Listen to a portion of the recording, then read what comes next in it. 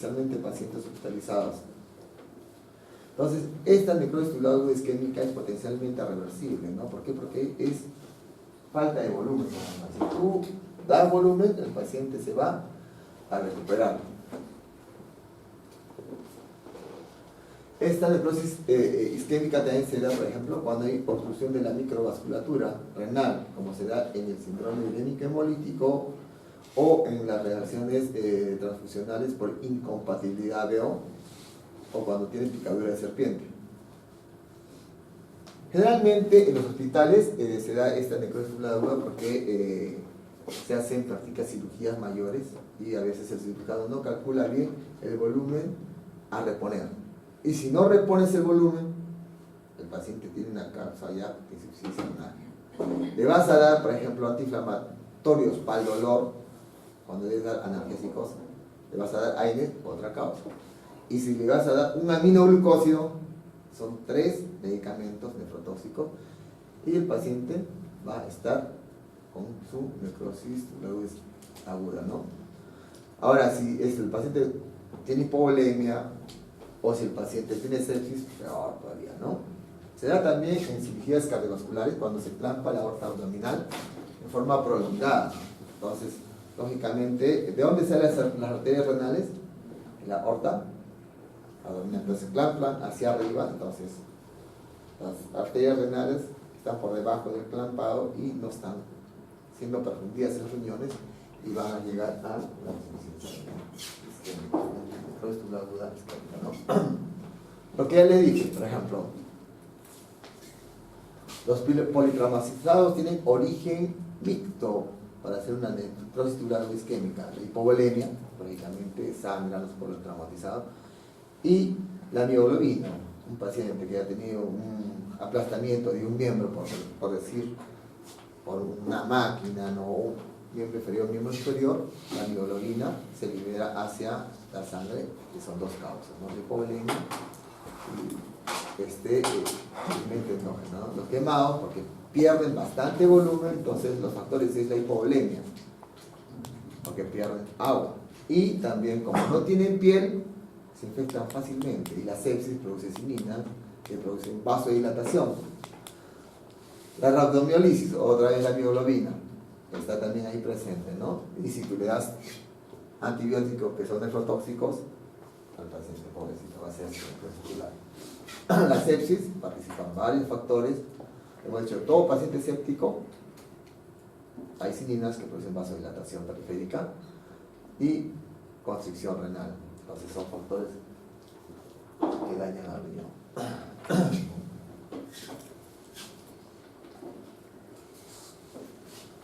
Ya hablé sobre esto, sobre las causas de necrosis tubular aguda tóxica, los procesos tóxicos exógenos o endógenos.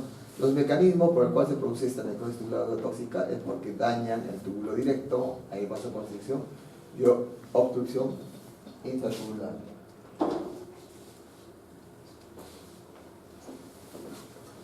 Entonces, hay sustancias que producen necrosis tubular aguda si hay isquemia renal o sepsis, ¿no? Por ejemplo, los contrastes radiológicos producen una necrosis tubular aguda en pacientes de riesgo. ¿Quiénes son los pacientes de riesgo? Deshidratados, pacientes diabéticos de larga data que ya tienen nefropatía, pacientes que tienen enfermedad renal crónica o insuficiencia cardíaca, insuficiencia hepática, hipertensión, hiperglicemia, mieloma múltiple.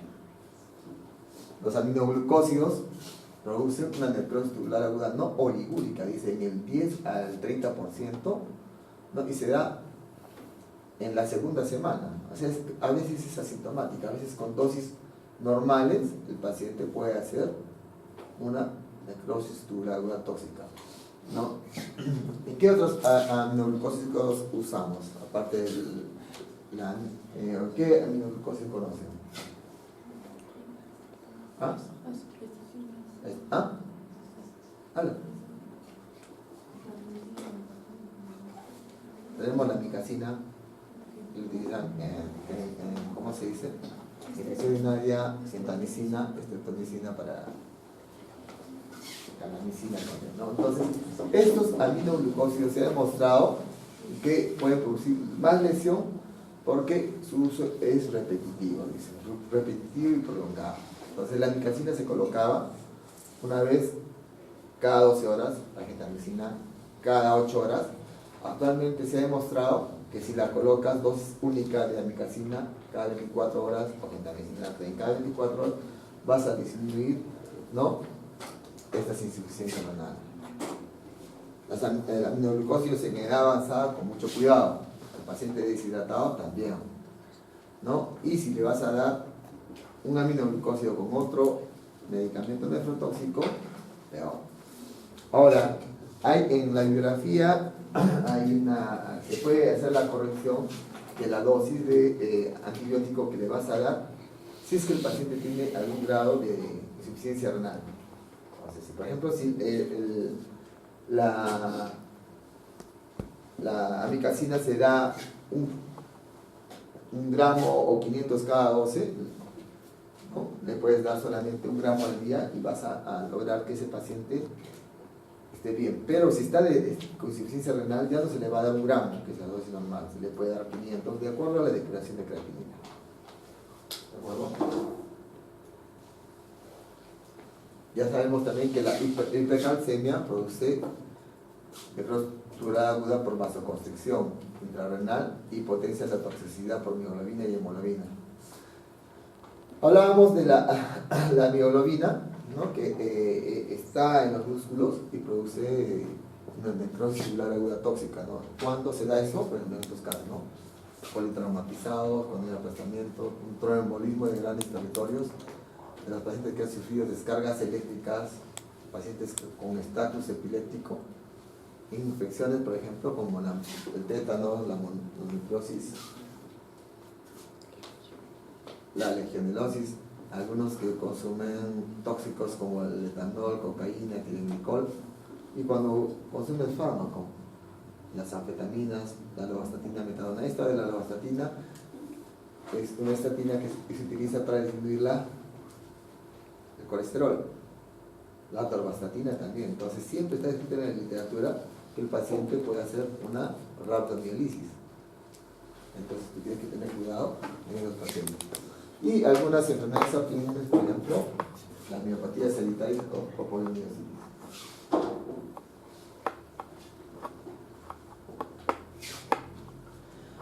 Entonces, cuando hay, por ejemplo, una hemólisis masiva, ya les dije, ya sea por transfusión, por fármacos, infecciones, o causas genéticas, o por ejemplo, cuando hay la glucosa 6-fosfato deshidrogenasa, o mecánicas, en la extracorpórea también esta es una causa. Dice la hemoglobina y la mioglobina son un poco nefrotóxicas por sí solas, pero cuando están libres en la sangre y cuando el paciente está deshidratado o cuando el pH urinario es ácido, provoca un daño tubular renal, ¿no?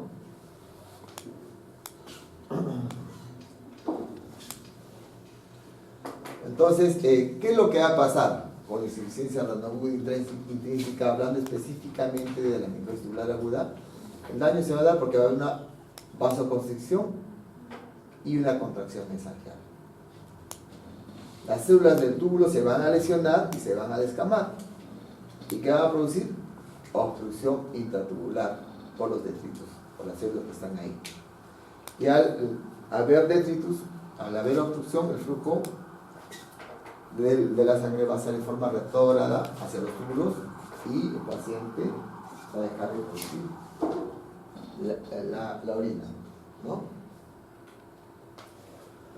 Entonces, si quieres hacer, ¿qué es lo que la isquemia que va a producir? Alteraciones hemodinámicas, contracción mesangial, vasoconstricción y congestión medular. La contracción mesangial va a hacer que disminuya el coeficiente de ultrafiltración.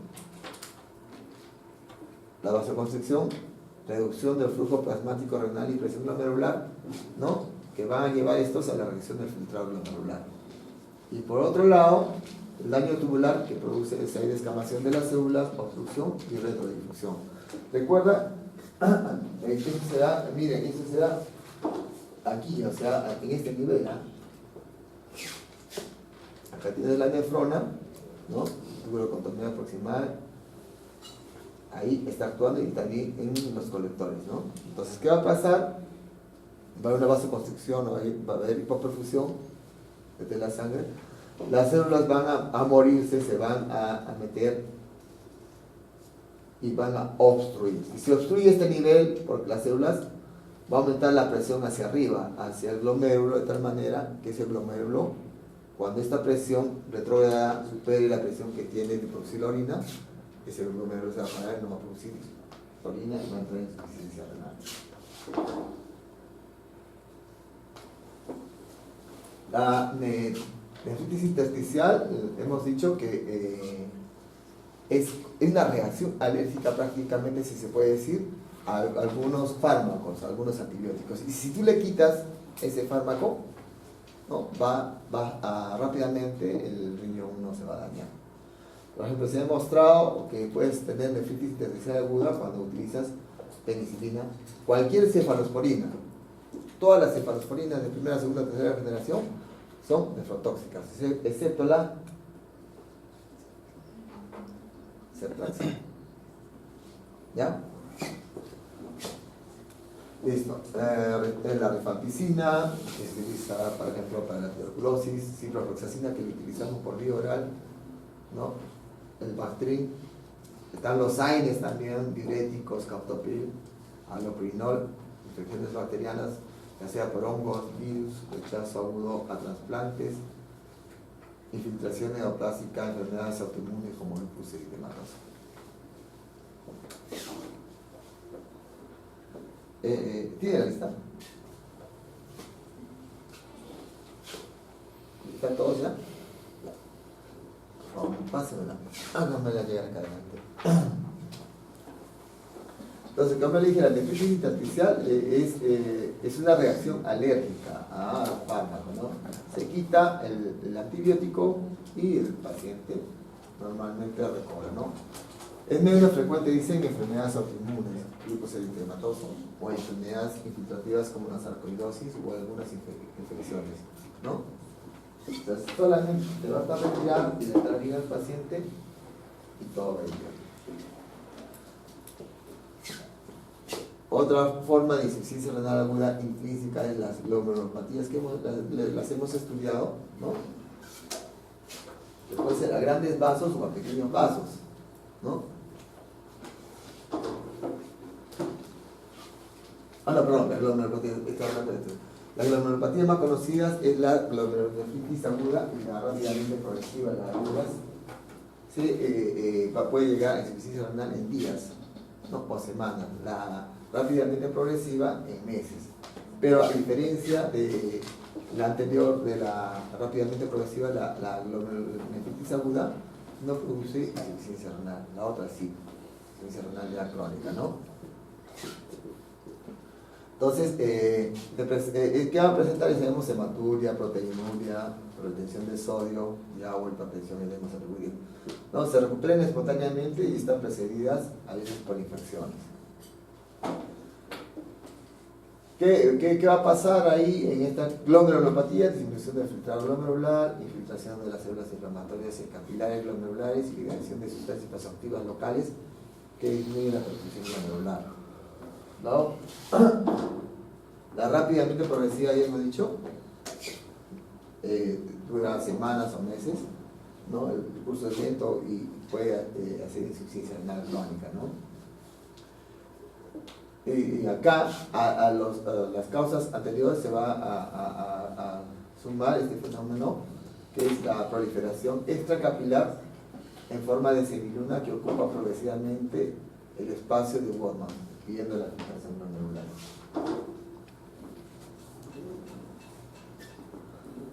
Menos del 1%, la lesión a nivel de los vasos renales, de grandes vasos o pequeños vasos, pueden producir también una insuficiencia renal aguda intrínseca, por ejemplo, ¿no? Acá vamos a ver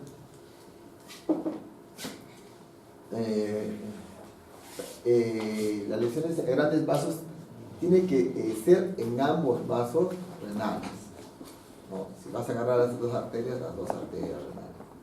O puede ser una arteria y el paciente es monorrenal. Entonces, a veces ocurre que está agarrando una arteria o estás colocando una arteria renal y dices, el otro riñón lo va a compensar, pero no sabes qué es el otro riñón y el paciente no lo tiene o está hipotrofiado y no cumple su función.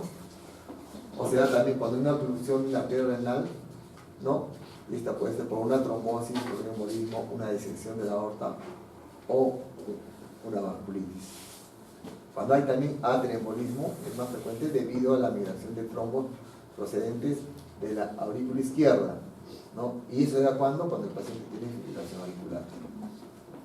También cuando hay embolismo de colesterol, ¿no? Ocurre la manipulación vascular radiológica o quirúrgica en pacientes anticoagulados y con aterosclerosis severa.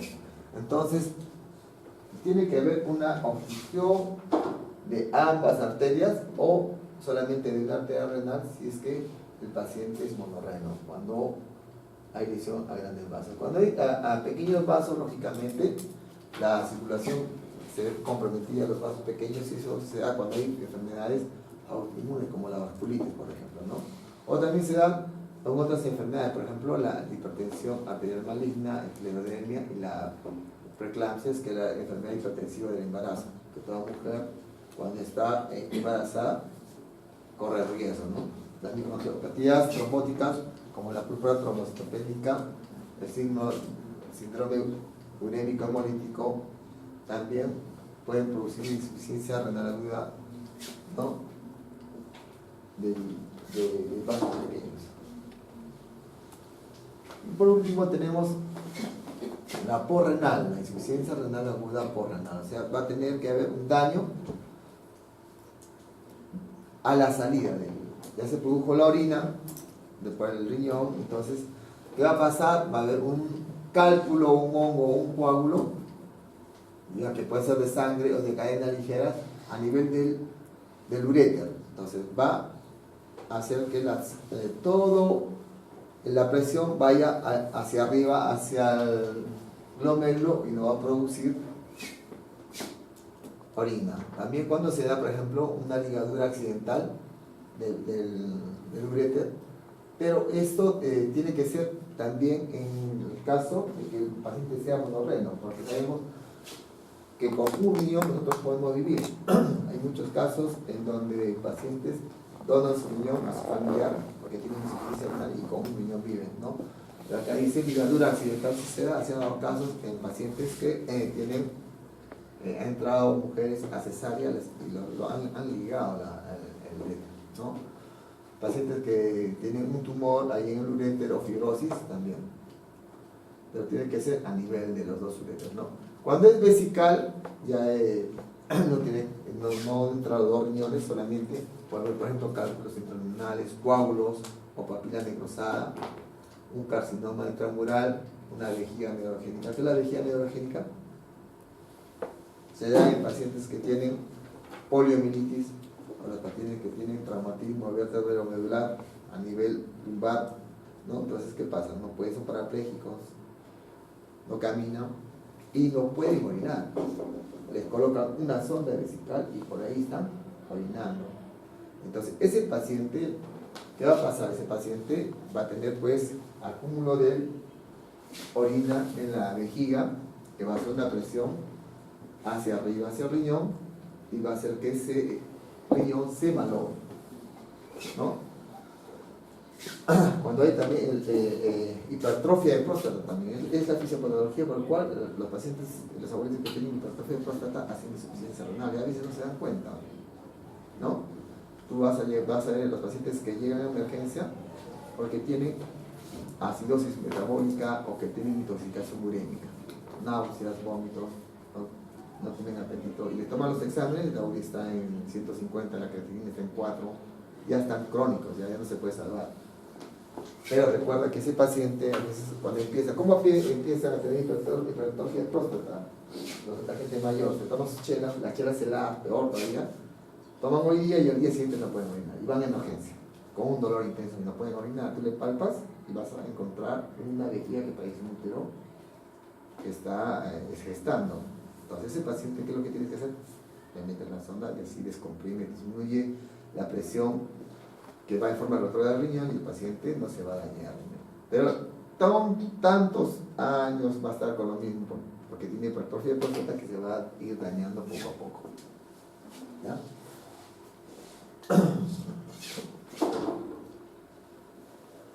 Entonces, dice, en la insuficiencia renal aguda o lesión renal aguda por renal se supone una obstrucción bilateral de ambas vías urinarias altas si hablamos a nivel de uretre, ¿no? Cuando hablamos de clampar ambos uretres o si se clampa uno en caso de monorrea, ¿no?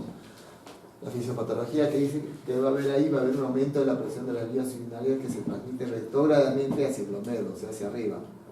Y cuando la presión del espacio urinario glomerular supera la presión de filtración, cae recién la filtración glomerular, o sea, hacia el riñón, deja de producir orina en la insuficiencia renal.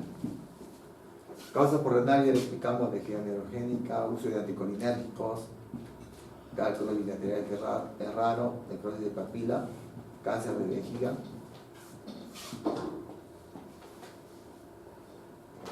Entonces, en esta insuficiencia renal o porrenal vamos a tener alteraciones hemodinámicas que van a depender de la severidad de la obstrucción y de la duración, y si es uni o bilateral.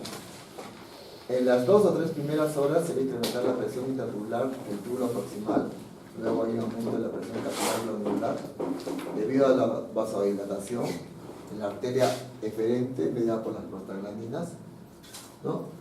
Y después, desde las 3 hasta las de 12 a 24 horas post-obstrucción, el flujo renal plasmático desciende hasta el 25% de lo que normalmente lo sabe hacer, y la presión intratubular también desciende. Hay alteraciones tubulares. La obstrucción renal produce un daño de las células tubulares que se hace y disminuye la capacidad para reabsorber sodio, potasio e hidrogeniones, ¿no? Y se reduce